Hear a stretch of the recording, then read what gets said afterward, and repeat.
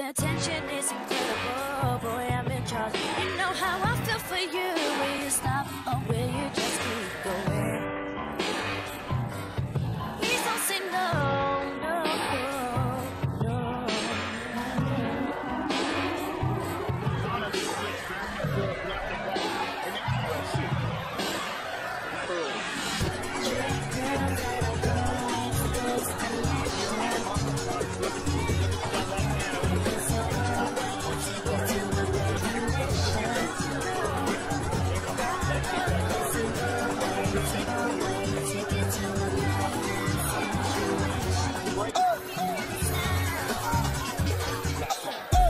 I come on my senses.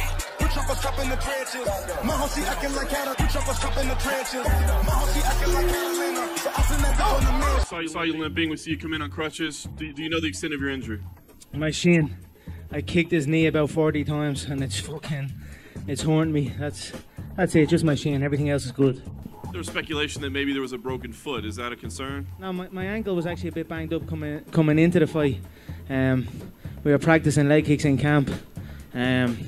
So I was a little bit swollen coming in, but it's the shin. I kicked his knee clean. I think it was in the first round, and then I just kept kicking. So I'm feeling it now. Unorthodox, it's a little bit more risky, but this time you have to hit the legs on him. So we practice leg kicks, and I tell you what, he's got pretty good at checking them. He's not what he was. He's able to handle the leg kicks now. He's a lot more seasoned with them. So, but I just kept kicking. I'm sure it set up some of the shots that I landed. It took the mind. I didn't just headhunt. I hit the leg. I hit the body. I didn't overload on my shots, and I had some clean work in there tonight. You had him out of there for sure at one point in time, third round, I guess. And I was like, "That's just no way you're coming back from that." Right. Have you watched it again? Like, what was it that you would have told him? Well, I would have told him not to throw punches at that dude at all, because he's gonna sit there and watch you and try to counter everything. So all you do is fake at him and flick at him and fuck with him, and that's how you do that. But you know, he went out there and just,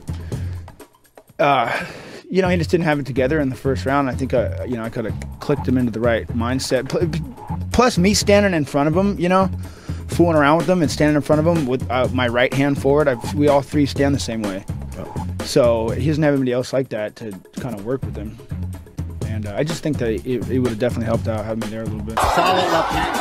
You just can't take him on the end of the punches. No, man. You can't sit out here at this range and play with your fingers. Oh, that leg's beat up.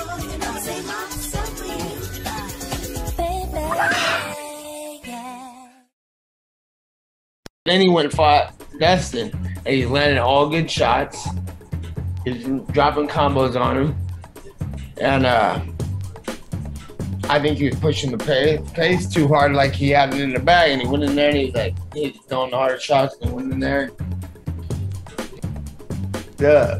You know, he should have slowed it down. But and this happens because he don't want to be in there too. He's anxious for the kill because he wants out. Like he should have slowed it down a little bit, and then he didn't. He pushed the pace and he got caught slipping. He started getting, and the leg thing was a factor. But come on, you were the whole time. I think that's just my, you know, that's what I think of that fight. So you're picking Poirier. McCorkle, you? Man, I don't know. I think both of them at their best. I think Conor's a better fighter if he's at his best, but he hasn't shown much, man, recently. So I think it's a toss-up. I'm probably going to go with Conor this time because there's more pressure on him. I mean, he was like landing some shots in the first one, but he wasn't able to put Poirier out. But it might all come down to the calf kicks again. If he can't defend that, he's not going to be able to do much, man. Here's what I think about that, is that those calf kicks were an interesting thing because they're both southpaws. Thank you. Conor never had to deal with that. Conor never had to deal with that southpaw like calf kick before. And what happened in that fight was really the punches were a factor because Poirier had figured out that if he switches stances, Conor throws this crazy straight left where he leans his head way forward. And like all he did was duck that and counter with the right hook. He like knew that when he switched stances, Conor was coming with the straight left. So all he did was a crazy duck and then just threw the right. Like he threw it right where he knew Conor's head was going to be. Yeah. And Conor, you know, he as far as I know, he hasn't changed his training camp. He hasn't done anything different. And he didn't do that thing where he gets in your head other than this weird, creepy 3 a.m. text message. I mean, voicemail where he's like calling a b-head, you know? I think that, like, Conor needs to, like, get inside a guy's head to really fuck with them. And, like, Poirier's unflappable.